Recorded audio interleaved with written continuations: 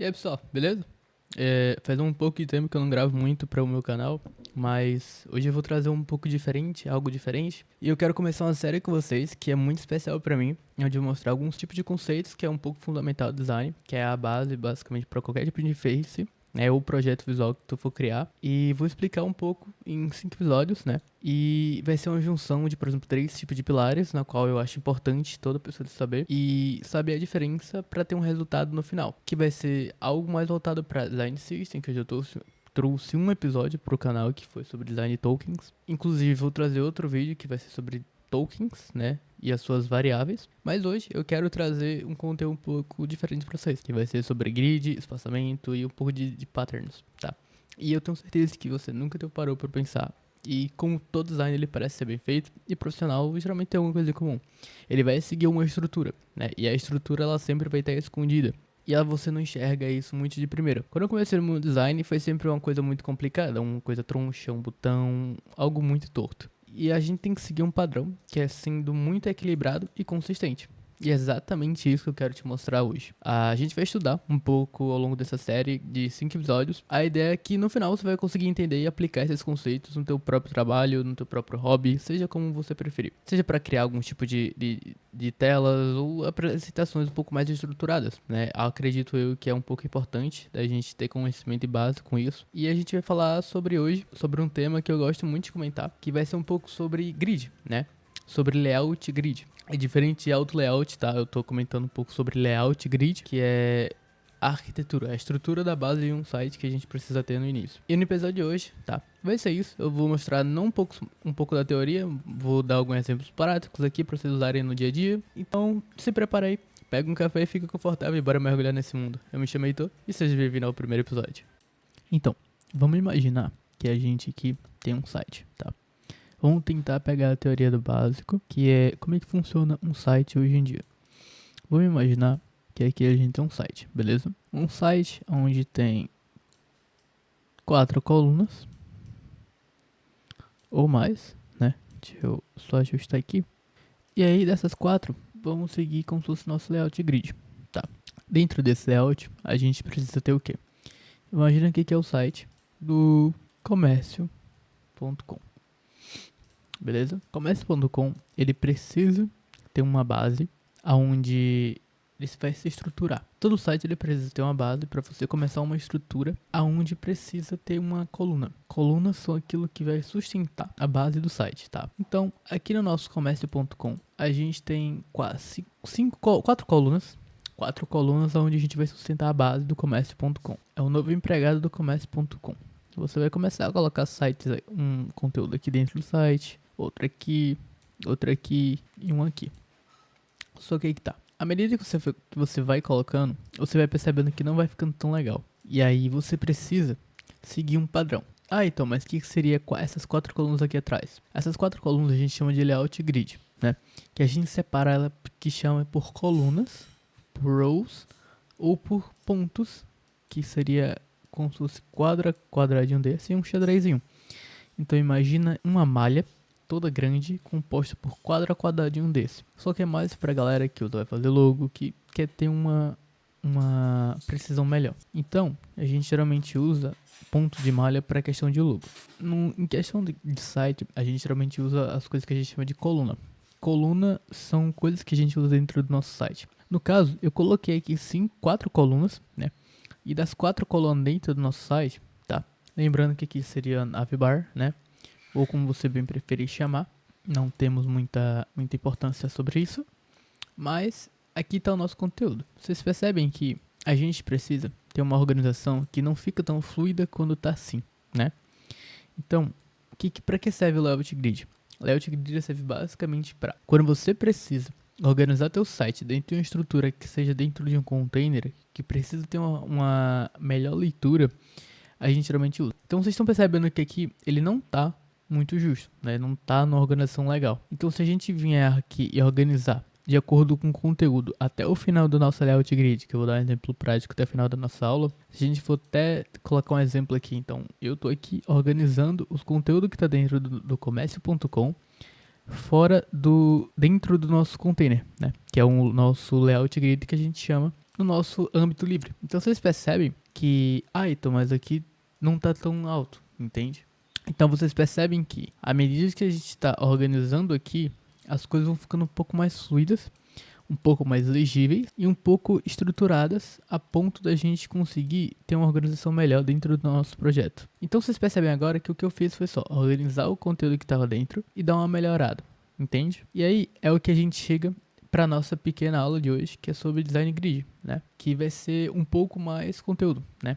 Que lá no Figma, se a gente for dar a gente for pesquisar, tem o que a gente chama de layout guide, tá? Layout guide, quando a gente clica, ele vai criar um conteúdo por dentro do nosso site. Então, meio que vai se criar pequenas colunas assim, que é o padrão que vem. Geralmente é 4 ou 5 colunas, não tô me lembrando, recordando agora. Mas no padrão ele vem as 5 colunas, vem na cor vermelha, né? Toda coluna vai vir toda vermelha. O tipo, conteúdo, margem e gutter, tá? Então, mas como é que funciona isso? Então, a gente geralmente usa como padrão um tipo único, né, de grid sizing, que eu geralmente vou explicar um pouco mais na frente. Mas antes eu quero falar para que a gente usa e qual que seria a diferença. Eu trouxe aqui para vocês 2 tipos de conteúdo, que foi basicamente o que eu expliquei para vocês ali atrás. Questão de organização. A gente dentro de um site, a gente tem o botão, que é o CTA, Call to Action, que a gente geralmente usa. No site, a gente tem que separar cada conteúdo do site. Por exemplo, aqui seria a Hero, né? Um site, ele é composto por seções, né? Cada seção, ele tem que ter uma quantidade dentro. Então, no caso, aqui seria o Hero. O que é composto o Hero? É composto pela navbar, título, subtítulo, descrição e CTA. Essa é a base principal de um Hero. E aí, nesse Hero aqui que eu trouxe para vocês foi o seguinte.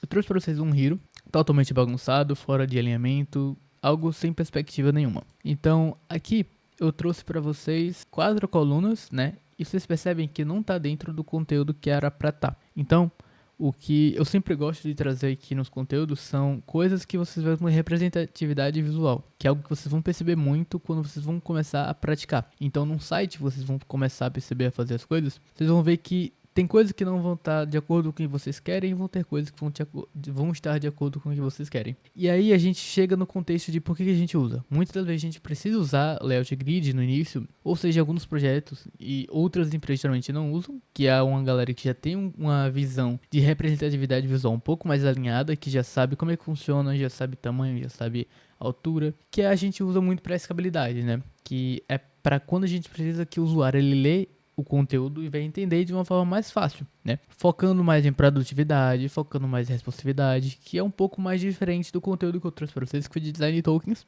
que é um pouco mais avançado esse conteúdo que eu vou trazer para vocês em outro vídeo, que geralmente é muito mais fácil para a gente adaptar o conteúdo do layout para diferentes tipos de telas. Então, por exemplo, vamos supor que tu e o João. João, ele é o próprio programador do teu site. E aí você fala, João, eu quero fazer um site que tem 6 colunas ou 12 colunas. Então, se você for comentar isso com ele, ele vai entender. Que é o que eu vou explicar para vocês também em outro vídeo chamado de Dev System, que tem no Figma, né? Não é esse nome exatamente, mas é o Dev System que a gente geralmente tem para se organizar dentro do projeto. E a gente também usa para a questão de organização, consistência, que geralmente evita muito para que o nosso site ele fique bagunçado, tenha uma representatividade visual um pouco mais alinhada do que a gente quer e ter uma consistência para todos os elementos do site ele seguir um padrão, seguir uma lógica visual para vocês entenderem um pouco melhor. E aí a gente chega aqui, né? E o que seria isso aqui? Eu trouxe para vocês 5 colunas, né? Pra gente praticar um pouco mais na teoria. A gente tem 5 colunas e cada coluna a gente pode setar, como eu falei para vocês aqui, que tem count, tipo, width, margin, gutter, tá? Que é o que a gente geralmente usa a base, que é o que? Colunas, gutter e margens, tá? Então no caso a gente tem a grossura que a gente pode alterar para cada bloco desse, né? A gente pode alterar também a distância para cada tipo de bloco e o espaçamento entre cada bloco. No caso, como estou em 5 colunas, você pode alterar a distância dos blocos entre si. Você pode alterar a quantidade, se quiser mais fino ou mais grosso, ou expandir para os lados para você ter uma dimensão maior, de acordo com a tela. Porque a gente tem uma tela que a gente tem que seguir um pouco de padrão. Então, o padrão, ele segue tamanhos e formas diferentes do site. Conteúdo, por exemplo, aqui a gente segue um padrão que é o quê? O padrão que a gente segue aqui é algo básico que a gente segue. Então, por exemplo, aqui para mobile, né? No caso, seja aplicativos ou seja na própria responsividade do site, tá? Geralmente a gente não usa muito porque no site, que é para a parte dev, a gente tem uma quebra que é de 360 pixels para o site quebrar. Que é quando a gente tem um site em tamanho padrão, que é 1440 por 1124, ele vai quebrar quando chegar em 360 pixels, 560 pixels e por aí vai. Dependendo se for tablet, ele vai quebrar em 600, 400, por aí. Mobile, geralmente ele quebra em 360. No caso, fosse para aplicativo, a gente geralmente usa tipos de colunas um pouco diferentes. No caso, para colunas seriam 62 pixels de grossura, 24 de espaçamento e 20 de espaçamento entre cada o container e o conteúdo dentro.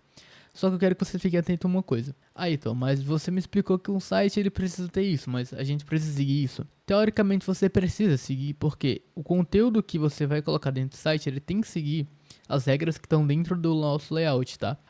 Não pode sair de fora do nosso container, que é o que a gente está aqui hoje, né? O container, no caso, eu fiz uma pequena brecha, né? Uma pequena linha e eu separei ele o conteúdo dentro. Então vocês percebem que ele não está encostando aqui no conteúdo da linha e ele sim está alinhado com o conteúdo de dentro. Então ele vai seguir uma regra. E é a mesma coisa de um site, tá? Ele não pode, o tipo de conteúdo ele não pode sair de fora da grid. Ele tem que continuar dentro para ter uma consistência visual. Ah, então, mas no caso para site muda alguma coisa? Muda. No caso para site, geralmente a gente tem um padrão que a gente usa 1440 por 1124. No caso, eu usei 12 colunas num tamanho de 1216 pixels, que é dentro do container, tá? No caso, o container no que eu tô falando seria o tamanho do site, que a gente dentro do Figma, a gente tem uma coisa que se chama frames, tá? Que é a base que a gente usa dentro do Figma, se chama frame, não quadrado, tá? É algo que eu vou colocar aqui para vocês daqui a pouco. Então, dentro desse conteúdo aqui, eu trouxe para vocês 72 pixels de grossura e 32 de espaçamento, que é o padrão para 1216 pixels de largura e de grid dentro. Ah, então, mas é obrigatório trazer 12 colunas sempre para um site? Sim. O padrão para site hoje em dia no mercado é de 12 pontos. No caso, é o que é chamado de padrão de 12 pontos ou padrão de 12 colunas. O aconselhável é sempre usar 12 colunas. Ah, então, mas tem outros tipos. A gente geralmente usa PX ou RM. Vai de caso a caso, mas geralmente você vai encontrar muito mais com facilidade PX do que RM, tá? É algo que é muito utilizado no mercado hoje e é um pouco mais fácil você identificar quando você for tratar de desenvolvimento. Ah, então, mas tem um casual e tem um padrão. Por que eu tenho qual a diferença dos dois? Geralmente, quando você vai para uma empresa que você vai realmente trabalhar com o iDesign, geralmente a gente usa um padrão, né? Que o padrão é 1440 por 1124, que é o padrão básico desktop que você vai achar ali como frame dentro do Figma. É o padrão que muitas das empresas usam hoje e é recomendado dentro desse padrão.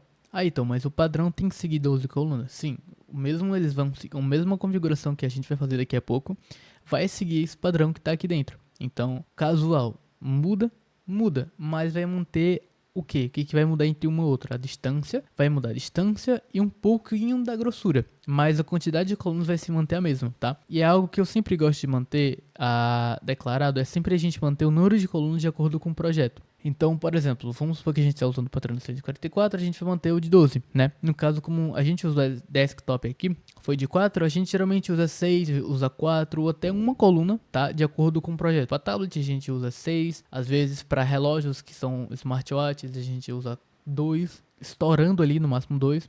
Ou até 1 dividido por 4, que é o que eu vou mostrar daqui a pouco, que é o que a gente também chama de responsividade de grid, tá? Que é o que eu vou trazer um pouquinho um conteúdo a mais, isso aqui já é um pouco mais avançado, então eu vou trazer para vocês aqui outro tópico. E aí, eu trouxe para vocês um exemplo prático do que eu quero trazer aqui para vocês, que é o quê? Imagina que aqui é um site, beleza? Um site de 2 colunas por trás e o conteúdo dentro está todo alinhado. Mas aí, você falou que o conteúdo dentro não pode sair. Sim, eu falei que o conteúdo dentro pode sair, mas existem alguns casos que podem sair. No caso, o que não pode sair são elementos, né? O que não podem sair são elementos, são conteúdos de, por exemplo, botões, conteúdos acima disso não pode. Então o que está permitido, teoricamente, são o quê? São algo que a gente chama de destaque, como imagens, como banners, são algo que teoricamente pode, entende? Então aqui nesse caso que eu trouxe aqui para vocês, é um conteúdo de banner, tá? Então vamos imaginar que aqui é um site, tá? Um site de e-commerce. que é o comércio.com. Comércio.com ele tem um banner bem no início, que eu estou mostrando exemplo para vocês aí na tela. Geralmente alguns tipos de e-commerce eles usam esse tipo de banner mais esticado, ou geralmente mais encurtado, mas que é o padrão que você vai ver hoje, como por exemplo na Kabum, como por exemplo na Americanas, são um padrão que você geralmente encontra isso em sites diversos de e-commerce. Então, eles geralmente usam isso para mostrar como é que seria o conteúdo dentro. Então, nesse caso, eu usei um banner, tá? Então, teoricamente, pode quebrar. Porque dentro do frame, a gente usa uma coisa que se chama conteúdo que pode, sim, colocar... Eu não tenho o nome agora exato, tá mostrando aí na tela, me perdoe, que eu não tô me lembrando agora. Mas a gente geralmente usa isso aqui para não mostrar um pouco do conteúdo que tá, que é algo que eu vou ensinar para vocês daqui a pouco. Então, no caso, pode sair do grid, se for imagem, se for destaque, se for um banner. No caso, o que não pode sair são elementos, são botões, são nomes, por exemplo, subtítulos, títulos não podem sair. Então, mas tem um conteúdo que é assim, e dentro desse conteúdo ele vai passar como se fosse um bannerzinho, e dentro desse bannerzinho vai passar diversos nomes ou conteúdos assim, como se fosse um carrossel. Nesse caso, a gente pode, por quê? Porque a gente tem uma coisa que chama fade, né?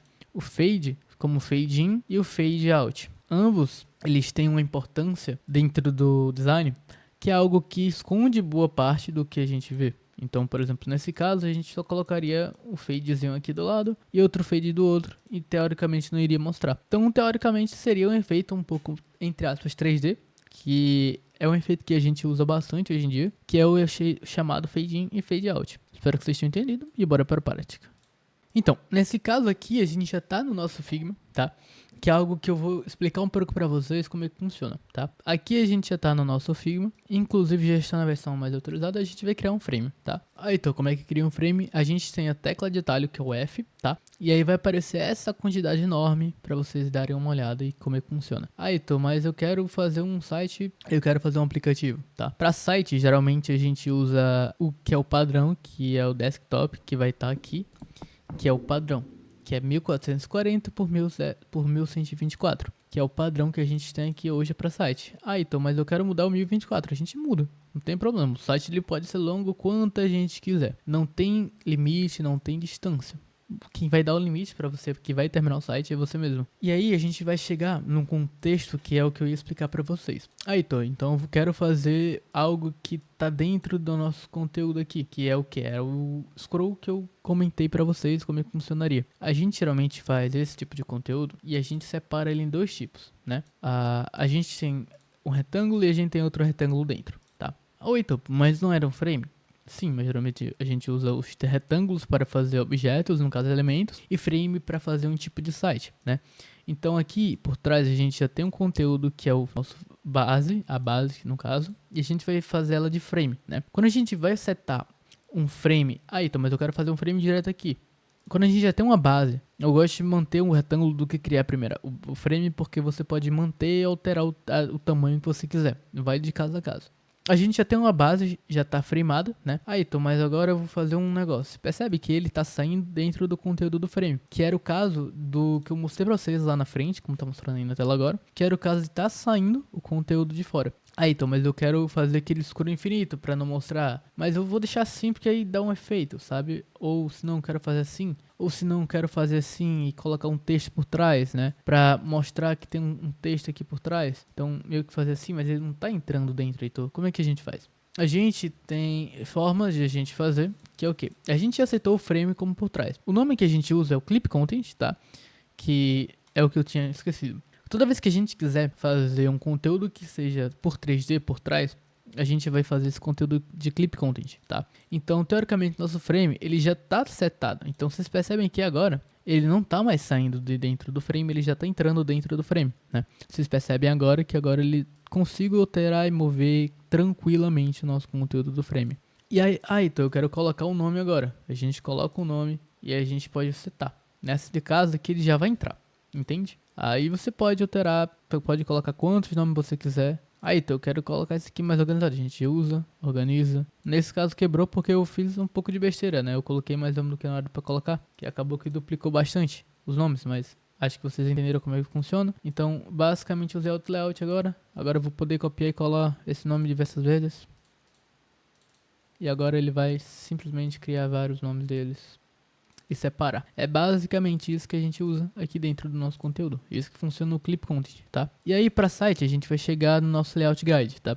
Que era o que eu ia explicar para vocês. A gente tem um sistema de grid que funciona basicamente assim, que é por pontos e tamanhos. E no caso você pode aumentar o tamanho, você pode diminuir o tamanho, ou você pode deixar basicamente bem pequeno.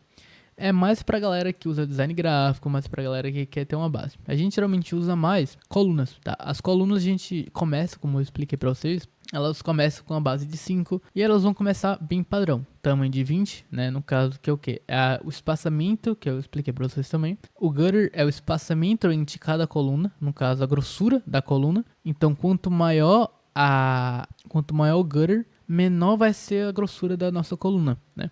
Ah, então, mas eu quero colocar uma grossura bem fina, aí eu vou aqui e meto marcha nela e fecho aqui e vai ficar tudo lindo, tudo maravilhoso. Hoje não é o recomendado a gente fazer isso, a gente tem que seguir um padrão que eu geralmente coloco 12, porque se eu colocar 12 aqui, vocês vão ver o que vai acontecer. Eu coloquei 12 e basicamente sumiu da minha tela, entendeu?